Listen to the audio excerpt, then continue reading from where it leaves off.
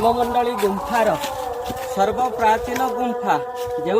आदिमानव बसवास करुला एवं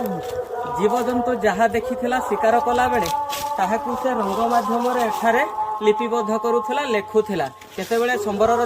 देखुला तो संबरर चित्र हरिण देखिले हरिण चित्र हाथी देखिले हाथीर चित्र अंकन करुला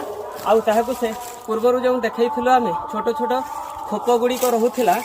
से खोप गुड़िक से रंग प्रस्तुत करुला से रंग गुड़िक थिला नील रंग एवं नील श्यामल एवं लाल रंग आमे देखिबा लाल रंगर प्रयोग एही पत्थर गुंफारे से लाल रंगर व्यवहार करिथिला ए जो देखुले इदा अंका बंका हेई रहिছে तरंग आकृतिर ये होची लाल रंगर व्यवहार करा जायथिला आदि मानव बण मनीष जेतेबेले एठी रहुथिला से लाल रंग व्यवहार करिथिला समय क्रमे